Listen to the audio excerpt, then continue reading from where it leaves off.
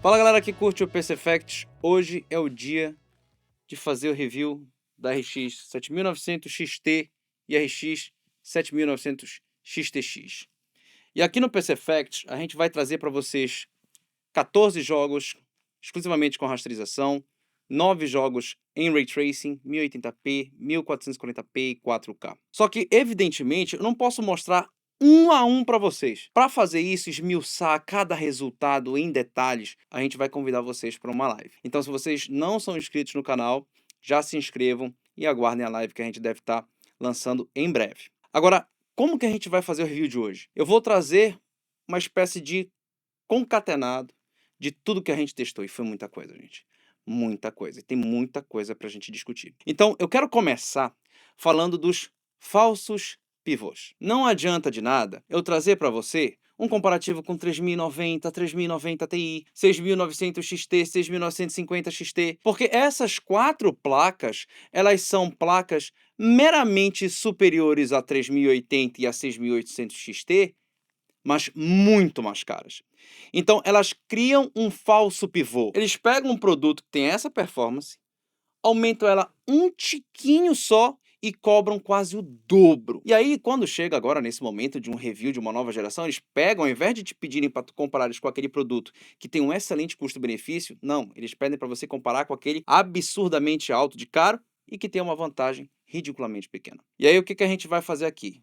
Esqueçam esses falsos pivôs. Nós vamos comparar com a 6800 XT e com a RTX 3080. Nada de trazer 3080 Ti, 3090, nada disso. Só essas duas placas. Essas que são as placas que realmente a grande maioria das pessoas compra. Dificilmente alguém compra uma 3090, uma 3080 Ti, justamente porque ela é muito mais cara e oferece um pequeno ganho de performance. E aí, fazendo esse comparativo, a gente vai saber exatamente quanto que deveria custar uma 7900 XT, uma 7900 XTX, uma 4080 e uma 4090. Eu já quero começar fazendo um comparativo geral, fazendo um apanhado do que a gente descobriu aqui com essa placa.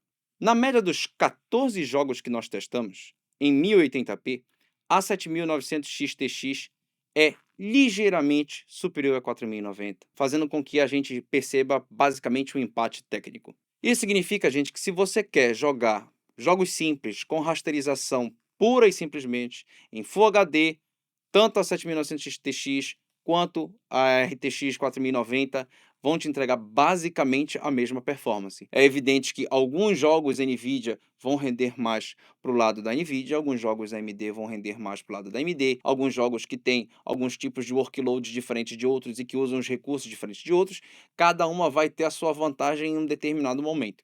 Mas no frigir dos ovos, elas são basicamente a mesma placa em 1080p. Lógico que o problema aí passa a ser um gargalo de processador, isso não necessariamente mede o quão essa placa de fato é melhor que a outra, mas nesse cenário, 7900 XTX e a RTX 4090 empatam. Então não vale a pena pagar muito mais por uma 4090 se você for rodar em 1080p sem Ray Tracing. Se você já for para 1440p, aí já muda um pouco. A 4090 já toma a frente, com 10 FPS a mais de média no cômputo geral. A 7900 XTX ela tem uma larga vantagem em relação a 6800 XT e uma boa vantagem em relação a 7900 XT. O que eu diria aqui, sinceramente, gente, é que além da 7900 XT ser muito melhor do que a 3080, a 7900 XTX ela é também muito próxima à RTX 4090. Então, pagar $600, que deve se traduzir aqui no Brasil em R$ 5.000 a mais por essa pequena discrepância, nesse cenário, 1440p em rasterização, ainda não vale a pena. A 7900 XTX ainda está valendo mais. A própria RX 7900 XT, eu tenho lá minhas dúvidas. Eu acho que se você vai gastar 7.500, R$ 8.000, já vai logo na 7900 XTX. Mas em 4K, a RTX 4090 já toma uma distância. Mesmo jogos apenas com rasterização, a gente já tem uma vantagem de mais de 21 FPS de média no cômputo geral. A 7900 XT fica um pouco abaixo da 7900 XTX, ainda fica bem à frente da RX 6800 XT e toma uma distância bem legal da RTX 3080. Isso tudo aqui, gente, a gente está falando de rasterização, a gente não está usando Ray Tracing. E sobre o Ray Tracing eu tenho alguns dados interessantes. Em 1080p, como vocês podem ver, a RX 7900 XT e a XTX têm uma larga vantagem em relação a 3080. E principalmente em relação à RX 6800 XT. É lógico que elas ainda não chegam na 4090 e isso já é um sinal de o quão o patamar de Ray Tracing de Radeon muda. Em 1440p, a distância ainda maior em favor da 4090. Parece que a AMD, quando você começa a exigir mais resolução e Ray Tracing, ela começa a, digamos assim, a se secar, a não ter a mesma performance, a não ter o mesmo gás. Mas ainda assim, mesmo com o Ray Tracing ligado numa resolução alta, ela é muito superior, seja a XT ou a XTX, a 3080 e a 6800 XT. Em 4K, sinceramente, a RTX 4090 brilha. De fato, se você for parar para pensar, se você quiser uma média superior a 60 FPS na maioria dos jogos, é a 4090 que você vai precisar para jogar com o Ray Tracing ligado. A 7900 XTX ela fica muito ali no limiar, o que significa que alguns jogos ela vai ter dificuldade.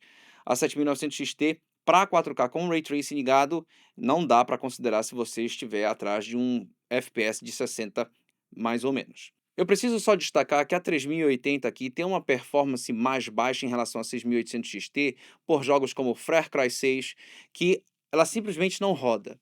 A AMD usa uma técnica em que ela exige mais de 10 GB de VRAM para você jogar em 4K com Ray Tracing.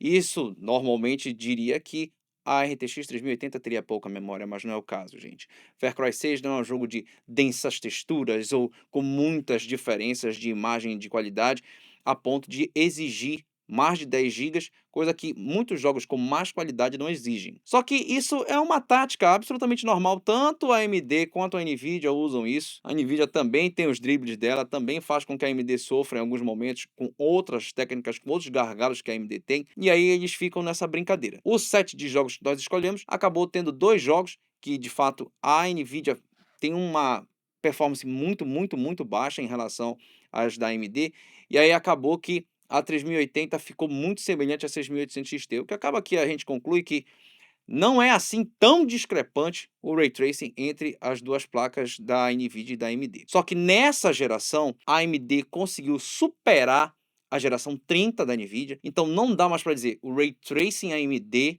é fraco. Não é. É mais rápido do que Turing, é mais rápido do que Ampere.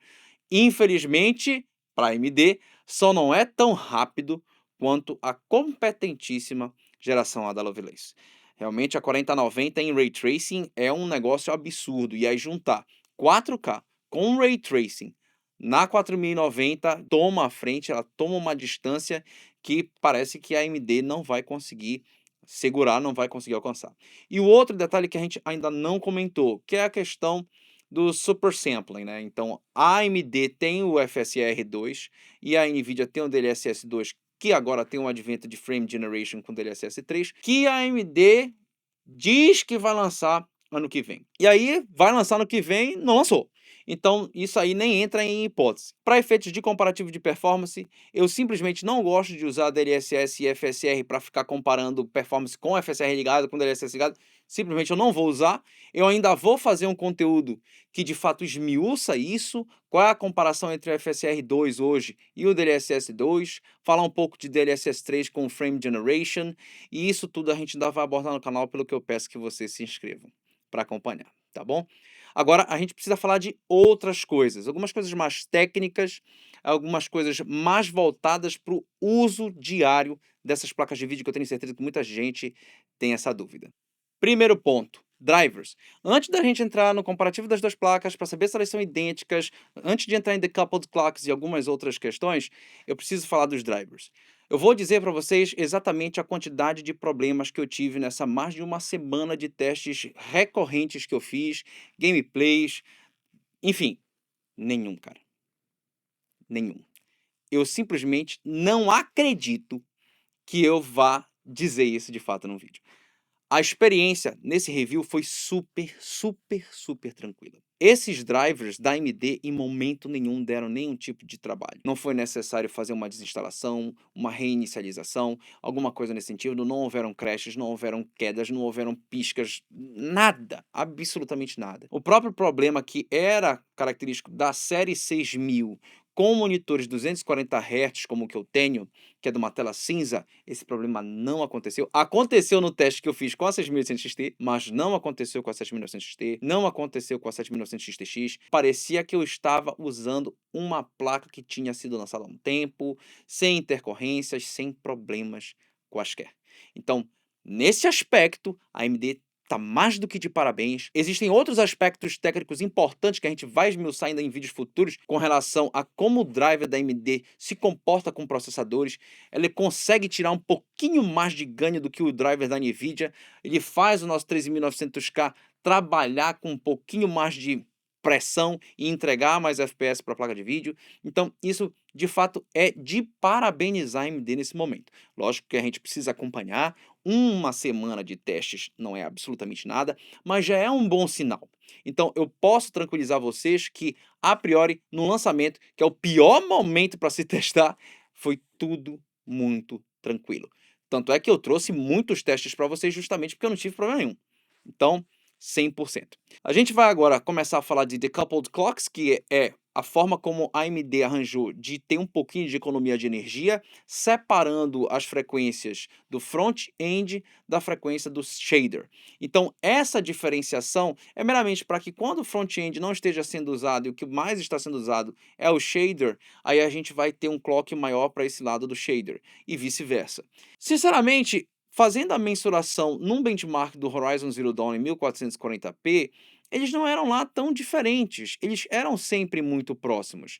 Eu imagino que essa economia de energia acabe sendo muito mais próxima do marketing do que necessariamente, né, algo realista de consumir 10, 20% menos.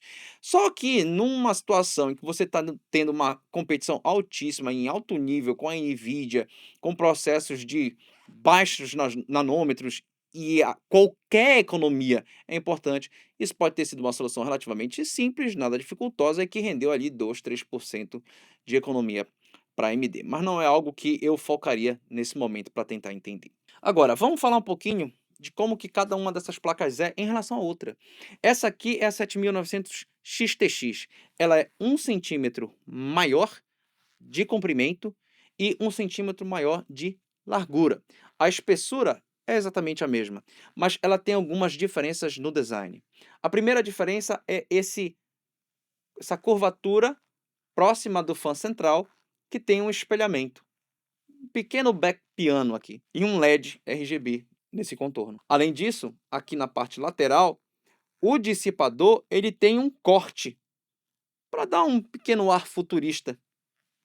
Se vocês olharem aqui, por exemplo, na 7900 XT, ela já não tem esse corte lateral no dissipador, ela não tem o black piano ao redor do fã central e nem tem LEDs de qualquer natureza. Fora o fato dela ser, como eu falei, 1 centímetro mais curta no comprimento e 1 centímetro mais curta na largura. Mas o mais legal, pessoal, é que essas placas, elas são desenhadas, assim como foram desenhadas as várias foundries da NVIDIA, os vários modelos de referência da AMD, para entregar alguma coisa. Então, quando, por exemplo, a NVIDIA desenvolveu as Founders Edition do modelo mais recente que saíram nas RTX 3080, fizeram todo aquele escarcéu de marketing, e aí nós recebemos a placa aqui, ela estava rendendo a 80 graus, eu falei assim, gente, para que todo esse investimento nesse design para ser quente? Não adianta. Essa placa da AMD é provavelmente a placa que a AMD mais acertou em todos esses últimos anos que eu acompanho o hardware. Eu estou falando de uma 5700 XT referência que bate a 92 graus, bate a 110 de hotspot. Estou falando de uma 6800 XT também que bate lá seus 80 e tantos graus, já tem um hotspot um pouquinho mais, né, conservador, mais tranquilo, mas não tão tranquilo quanto essa. A 7900 XTX e a 7900 XT, em momento nenhum na sua GPU, chegam a bater mais de 70 graus.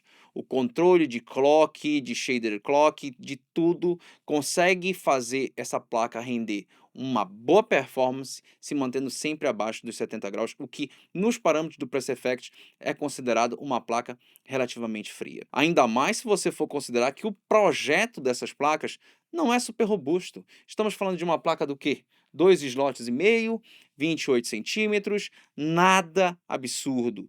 E aí o que fica de interessante, né, na nossa cabeça? Qualquer projeto um pouco maior do que isso daí vai entregar muito mais temperatura baixa, cara. É algo realmente que a AMD trabalhou corretamente, fez um design bonito, um design arrojado, futurista, ao mesmo tempo que minimalista, isso eu já tinha dito, e não perdeu eficiência. Não é quente, não é absurdamente grande, nada disso. A placa é silenciosa, eu infelizmente não tenho como fazer testes de ruído, nem tempo eu tive para falar a verdade, mas infelizmente ela tem um pequeno coil whine, tá?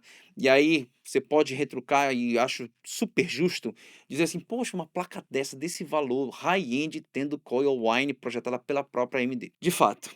Mas, infelizmente, eu preciso te avisar de uma coisa. A minha 4090 tem coil whine, a minha RX 6800 XT tem coil whine, a minha RTX 3080 também tem coil whine. São de fabricantes diferentes, tem referência, tem de fabricante, tem custom e todas com um coil whine. Agora parece que high-end agora tem que ter coil whine, é impressionante. E aí eu quero mostrar para vocês a temperatura da RX 7900 XT. Nós medimos com benchmark de Horizon Zero Dawn em 1440p. Como vocês podem ver, a temperatura da GPU mal chega em 70 graus, chega só no final. E quando chega, fica brincando entre 70 e 69 graus. Apesar de no benchmark ela ter se mantido em 70 graus no final, em gameplays ela fica brincando de 69 e 70 graus.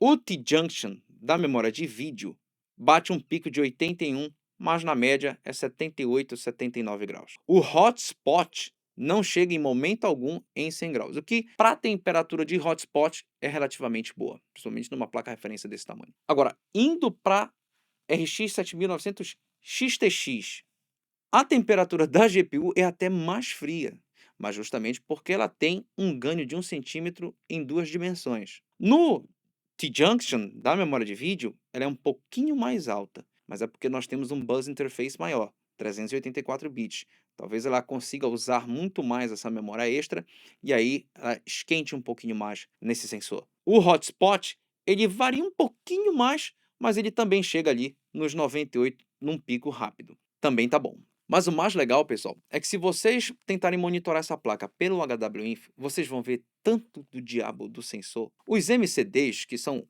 os chipzinhos focados para memória, e são 6 na 7900 XTX, cada um deles tem um sensor. Tem o hotspot, tem o T-Junction, tem o T-Junction da VRAM, tem vários tipos de sensores, ao ponto de ter uma quantidade tremenda de temperaturas que eu não consegui nem trazer em gráfico para vocês, porque ia ser muita informação em pouco tempo. O que é bacana é que a AMD trouxe um design limpo, eficiente, frio, silencioso e com muita, muita informação. Isso é simplesmente nota 10, na minha opinião. A NVIDIA tem evoluído bastante. Ela tem trazido um design interessante, por exemplo, para as RTX 4080 e 4090, só que, infelizmente, eles ainda são muito grandes. São eficientes, mas muito grandes. Fica aí a provocação mesmo para a NVIDIA no futuro aprender com a AMD, de desenvolver um chip que não precise de toda aquela cavalice para chegar nos seus 69 graus. Aí agora, pessoal, qual é a conclusão disso tudo? Nós temos boas notícias? Depende. Depende de para quem a gente está falando. Para a AMD, até que a AMD tem boas notícias.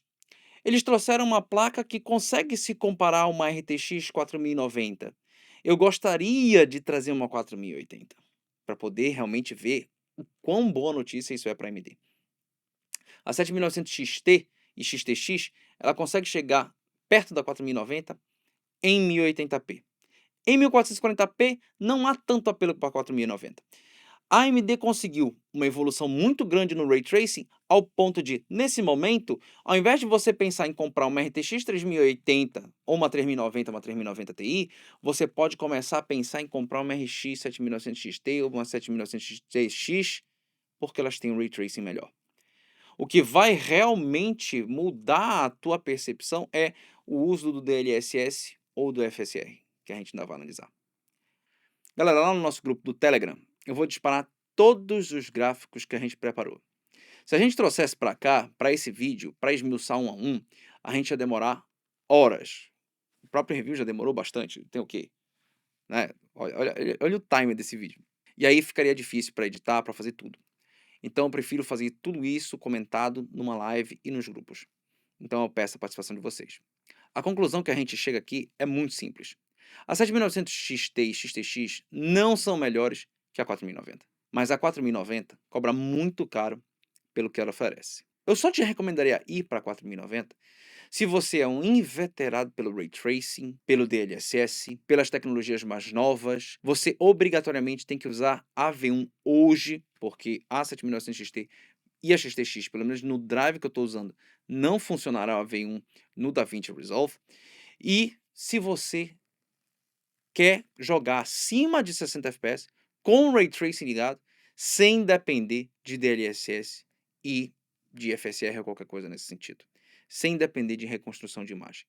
Então, se você é um purista lunático e dinheiro não é problema, a 4090, sem sombra de dúvidas, vai ser a melhor placa. Ela hoje é imbatível, a não ser, evidentemente, que você esteja fazendo um mau uso dela, rodando em 1080p, mesmo com um processador como um 13900K com 4266 megatransfers de memória, ele não consegue fazer diferenciação entre a XTX e a 4090, então imagina num Ryzen 3600, aí que não vai ter diferença mesmo, né. Então, a minha recomendação é, a 7900 XTX seria para quem quer muita performance em quase tudo, mas não quer gastar 13, 14 pau. De qualquer maneira, gente, para mim, todas elas ainda estão caras. A RX 7900 XT era para ser $699. No máximo um acréscimozinho por desculpa da inflação, 749, 799. 899 já é muito, na minha visão. Acaba que parece que ela também é um pivô falso para justificar a compra da 7900 XTX em vez da 7900 XT. Mas em relação à 7900 XT, eu fico com dúvida de como que vai ser a 7800 XT, se ela não vai ser uma placa que vai oferecer uma discrepância pequena em relação a 6800 XT, que já é uma placa muito boa. E aí, volto novamente àquela mesma situação. Isso é bom para quem?